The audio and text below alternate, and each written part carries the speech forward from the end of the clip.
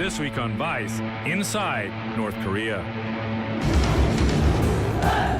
미국과 거기에 추종하는 그 반동 세력들이 우리 공화국을 압살하기 위해서 핀닝대에서 날뛰고 있는데.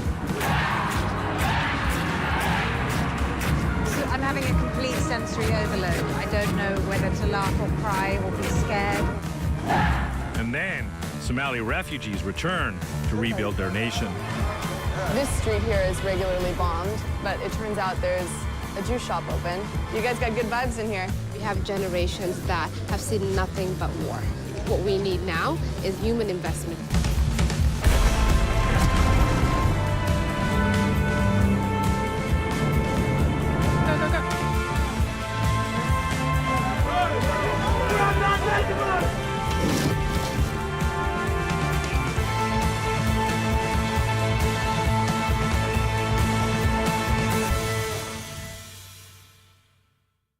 Vice has been covering North Korea for years, and the country's relationship with the United States has never been as unpredictable and as dangerous as it is right now.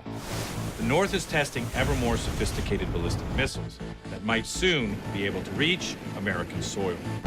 And the U.S. has threatened military intervention if provoked. The Trump administration is a new sheriff in town. North Korea is a problem. The problem will be taken care of. As North Korea celebrated its founder's birthday this year, Vice and a few other news organizations were invited to Pyongyang to witness a military display reminiscent of a Stalinist May Day parade, a show of force that experts have warned could trigger a global nuclear war.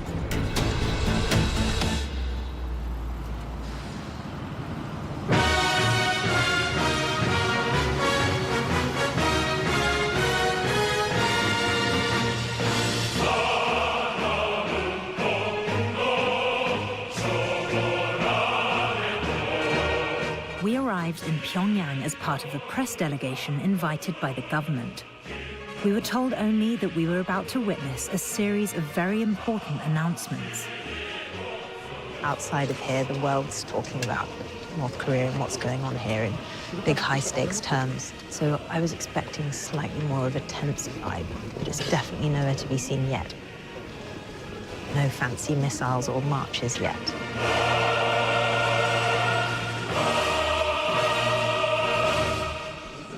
We've been told that these thousands of people are all just regular Pyongyang citizens. What's most noticeable to me is the kind of palpable, subdued quiet of everything.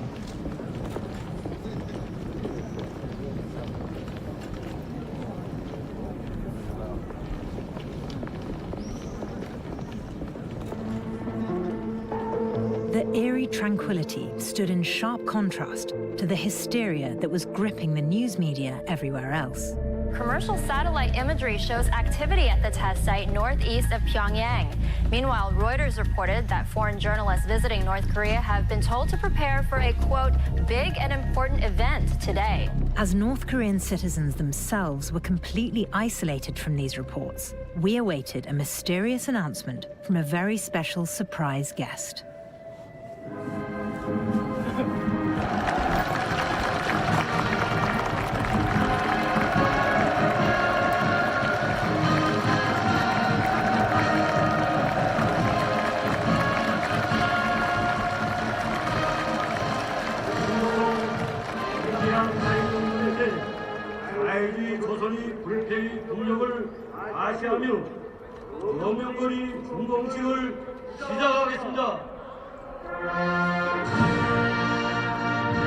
In a perfect example of the disconnect between North Korea and the rest of the world, this supposed nuclear announcement was actually the unveiling of a new plaza.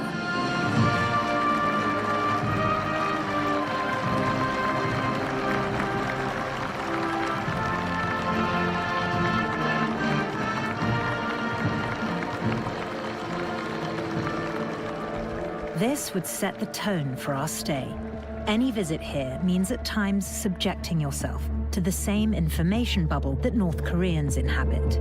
We begin with new concerns that North Korea could test fire a nuclear weapon any day now. Japan today claiming that North Korea may be capable of delivering missiles equipped with sarin nerve gas. And while we were out here at a street opening, the US was sending a very powerful message to Pyongyang. At around 7 p.m. local time in Afghanistan last night, the United States military used a GBU-43 weapon in Afghanistan. I wonder if maybe the message on this MOAB was happy birthday, North Korea.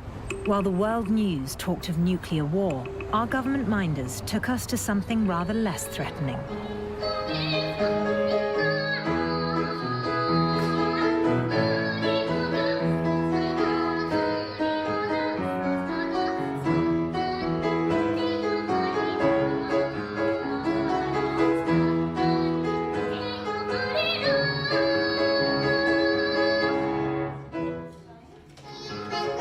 This trip to the Children's Palace would be the first stop on a sightseeing schedule which is the staple of any visit to North Korea.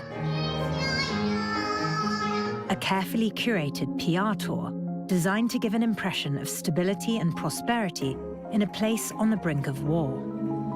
While the outside media speculated about the supreme leader's march to war, the international news teams here were treated to an elaborate musical recital with dancing penguins, dry ice, and a giant backdrop of ballistic missiles.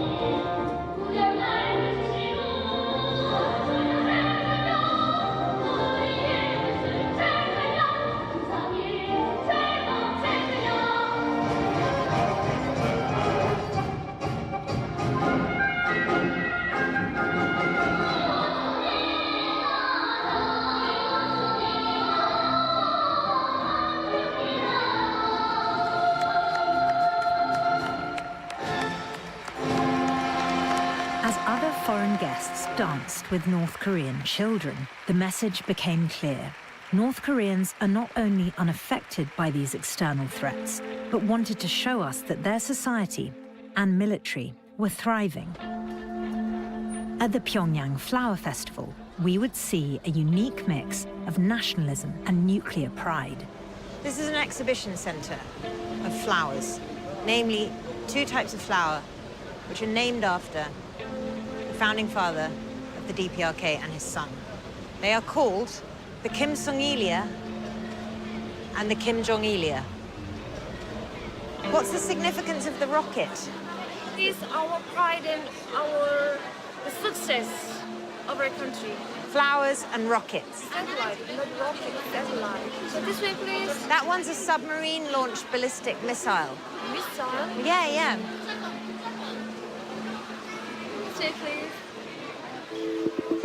While the outside world pondered the regime's next steps. Well, speculation has been growing that North Korea may be ready to carry out its 6th nuclear test.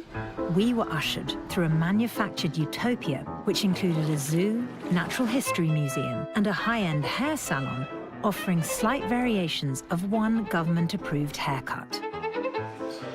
It's like a less extreme version of the supreme leaders.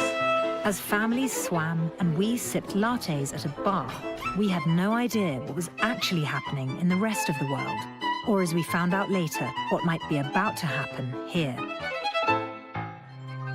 We are sending an armada. A very powerful armada is on its way to Korea. North Korea is getting ready for another nuclear test, but it could really happen any day now, right?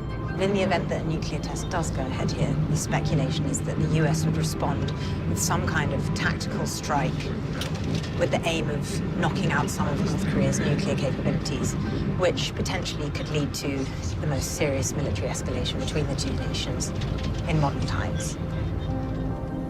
As talk mounted of the 2 countries potentially coming to blows, our minders took us to a metro station, which is where citizens are instructed to go in the event of a nuclear attack. This is one of the deepest metros in the world. It goes 150 meters underground and apparently doubles as a bomb shelter. This allowed us a rare chance to reach behind the Iron Curtain, which surrounds North Korea, and communicate directly with its citizens. Is this an exciting week in Pyongyang? 수령님들 탄생이니까 우리는 용모의 마음을 가지고 지금 수령님들의 그 사랑 속에서 부러움 없이 모든 걸 다 앞으로 이제 보답의 한길에서 모든 것을 다 결단하게 됩니다. This week there's also escalating tensions internationally, especially between DPRK and America. Are the effects of that felt here? Is it making any difference to the celebrations? 우리 지금 조선반도 정세를 악화시키는 건 미국과 거기에 추종하는 그 반동 세력들이 우리 공화국을 압살하기 위해서 피닝대에서 날뛰고 있는데 우리 모든 그 조선인민들이 하나 같은 생각은 적들이 자그마한 불꽃이라도 튕긴다면 기회를 놓치지 않고 조국통일이 대성전으로 맞이하겠다는 것이 조선인민의 그 한결같은 신념이고 그 의지란 말입니다. This sums up America's relationship with North Korea. Each sees the other as an unrelenting adversary, since both countries have limited access to the other's point of view. The bottom line is North Korea's got to change its behavior. And as the West's hardline rhetoric ramped up, throughout the night we could see the mass mobilization of military vehicles preparing for their annual show of force. The Day of the Sun celebration commemorates the birthday of North Korea's eternal president, Kim Il-sung. It also gives them the opportunity to broadcast their strength over the airwaves with a public military parade.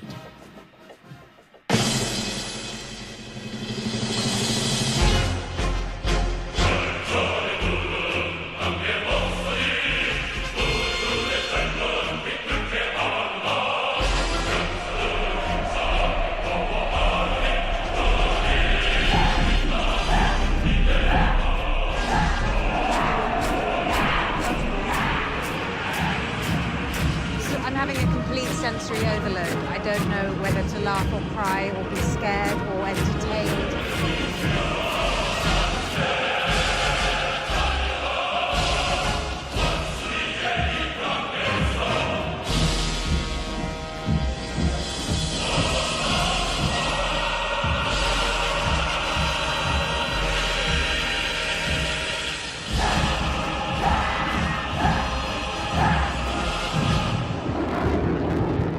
Like Stalin's Soviet marches, the parade was a jaw-dropping display of highly choreographed military might. And much like those May-Day parades of the past, this show of force was aimed directly at the US. 미국이 새 행정부는 주권 국가에 대한 군사적 공격을 끊임없이 감행하면서 만일 미국이 무모한 도발을 걸어온다면 우리 혁명무력은 즉시 선멸적인 타격을 가할 것이며 전면 전쟁에는 전면 전쟁으로 핵 전쟁에는 우리식의 핵 타격전으로 대응할 것입니다.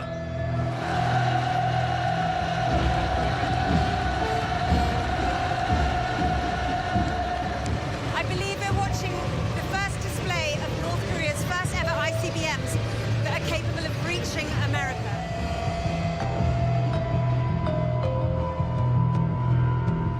As the senior politician just claimed in his speech, they will launch if provoked. The North's claims to have this capability are disputed by experts, but there is no doubting the nationalist fervor that unveiling missiles helps incite.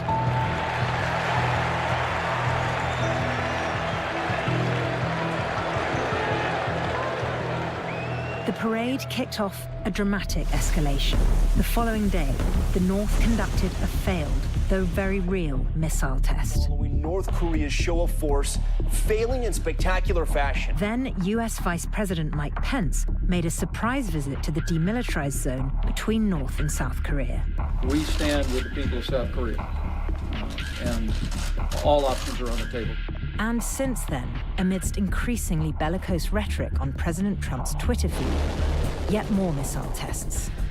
While the Western media was quick to pounce on their launch failures, only a short time later, they successfully tested a missile that experts believe could strike the US.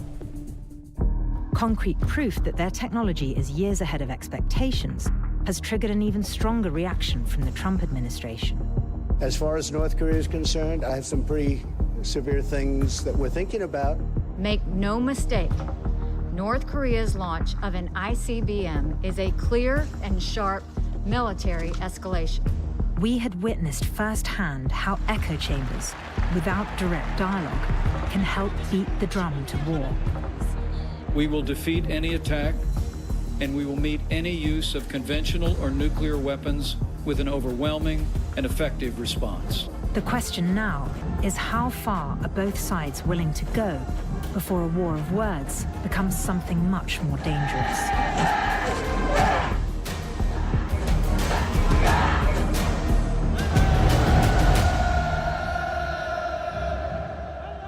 By most definitions, Somalia is a failed state. It's been ravaged by famine, civil war, and become a base for piracy. Most recently, it's seen horrendous violence by the terrorist group Al-Shabaab. More than 2 million Somalis have fled because of those factors, including 150,000 who came to the U.S. But today, many of these emigres are starting to return to Somalia to try to fix their country for good.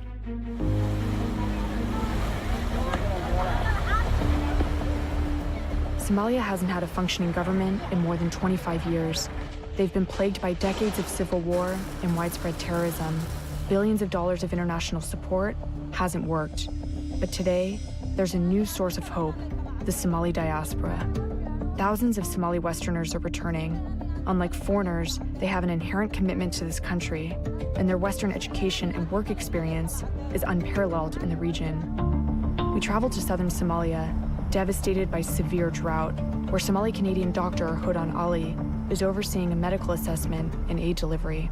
We have a shipment brought by UNICEF, and they have brought supplies to deal with the acute outbreak of watery diarrhea. Because the town is completely surrounded by Al-Shabaab, all aid has to be flown in.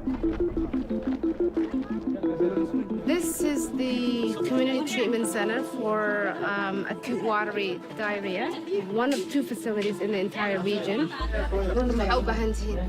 sariirood waa u baahannahay fast one dadka dhulka wada jiifo waa arkaysaa kii roonaabaan dhulka geyna kii daranaan sariirta saarna. I left Somalia pre-Civil War.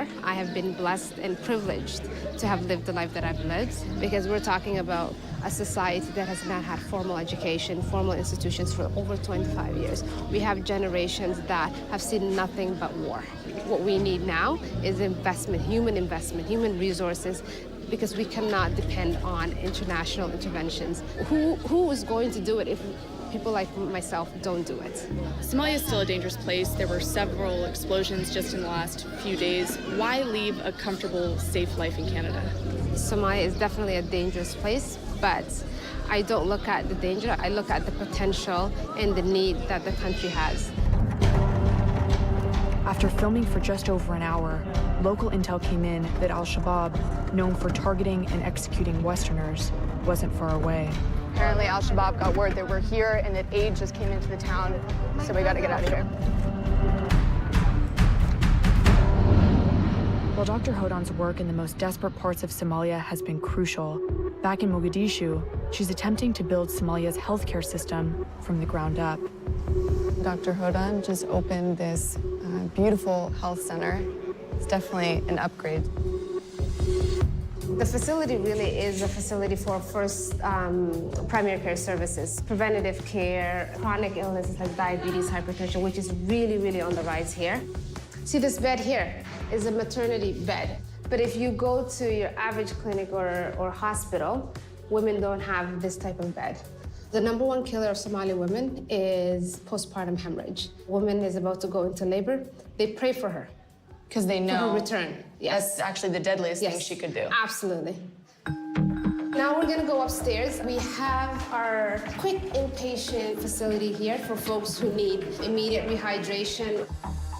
Every room has a sink, and we will be putting antiseptic soaps and all the means to make sure that people are cleaning their hands. So that seems pretty standard, Yes. Basic sanitation. How rare is it here? Very rare. People who've come here have said, oh, this is different. Yeah. And that's the idea. It needs to be different. And they're not different that it is crazy out of this world. It's just basic services that I would be providing in Hamilton, Ontario, right?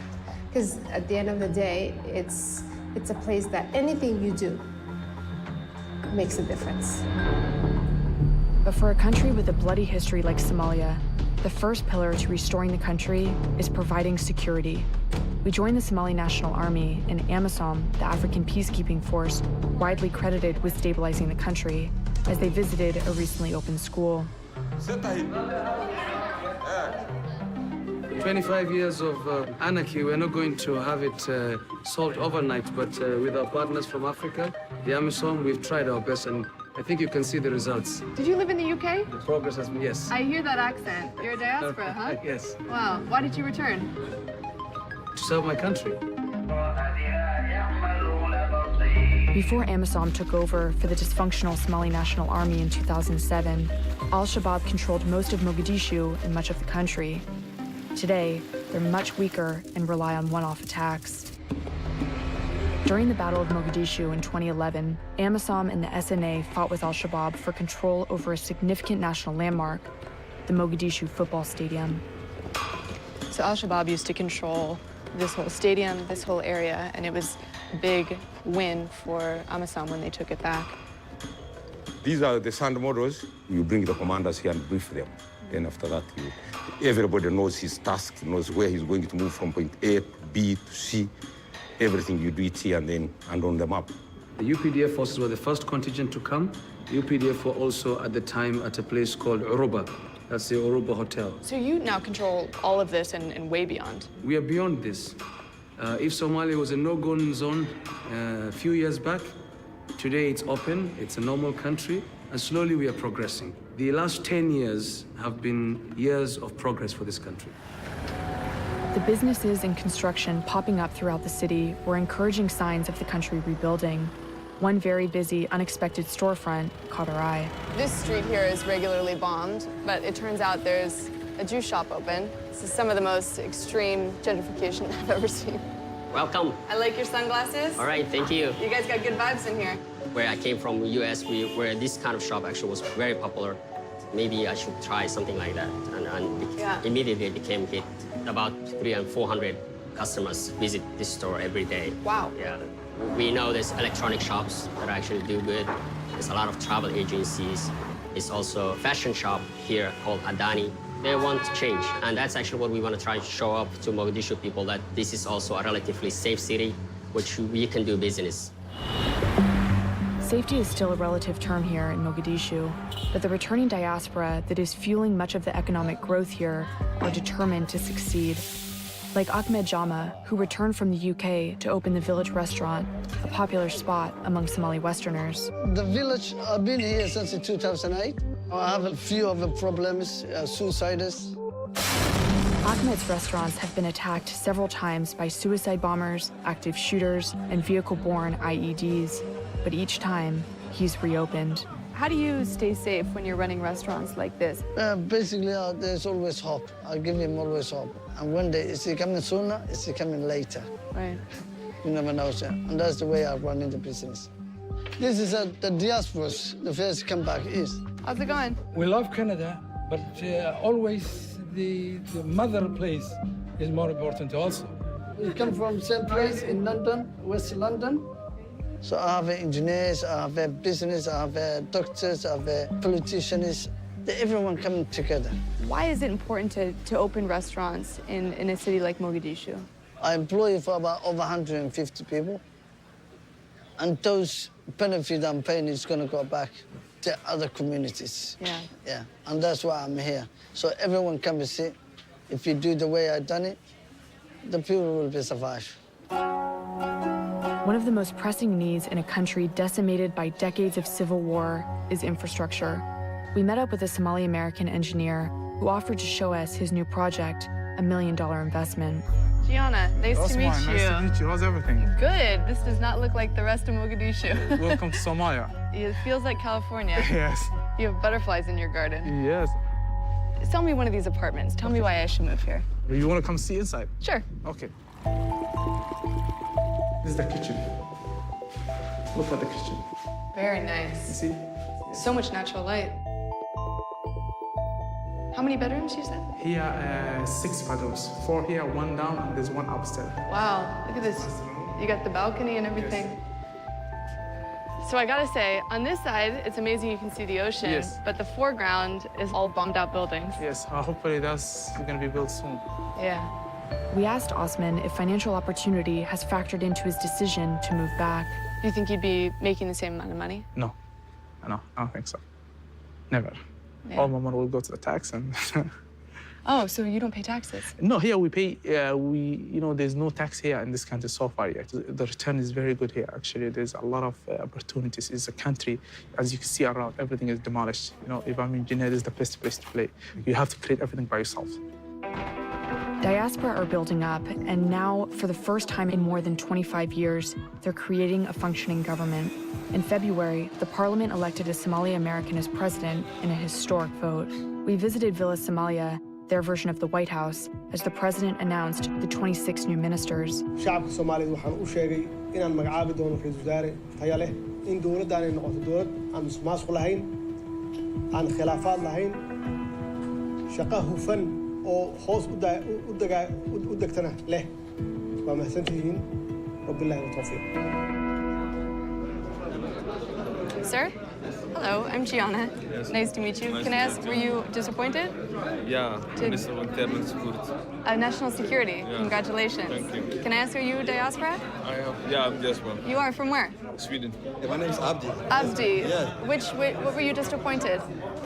For fisheries and marine resources. Okay, congratulations. Thank you very much. Can I ask, are you diaspora? Yes, I'm from the United States. United States. I live in Washington. 80% of the ministers appointed here are diaspora, and their presence is giving people hope. But this shift toward westernization triggered al-Shabaab's string of attacks soon after. About an hour after we left Villa Somalia, a bomb exploded at the front gates, killing several people, and many more went off in the capital while we were there. And what was meant to be an attack against al-Shabaab, one of the ministers we met, Abbas Abdullahi Sheikh, was shot and killed by security forces shortly after we left the country. But despite these attacks, the diaspora have become a formidable force pushing back against extremism. Part of what has fueled al-Shabaab, which translates to the youth in Arabic, is their ability to win the hearts and minds of young people. Elman Peace and Human Rights Center is an organization that rehabilitates radicalized children, aiming to end the cycle of violence. I'm 17 years old.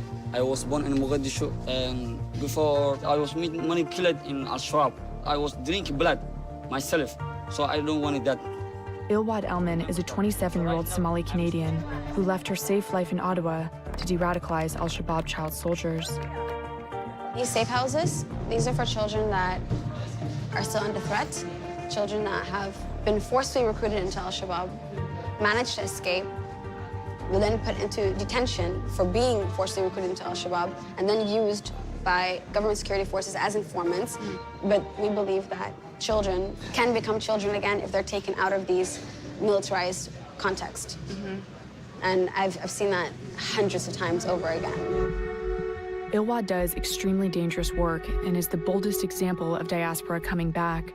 In fact, her father paid with his life for doing the same type of work. So my dad and my mom were both ardent human rights activists, and when the war started to escalate, my mom and dad made a decision that she would leave with me and my sisters, and my dad would stay behind. I went back just to understand what the context was like, and as soon as I did, 1 month turned to 3 months, turned to 1 year, and now I'm here for 7 years.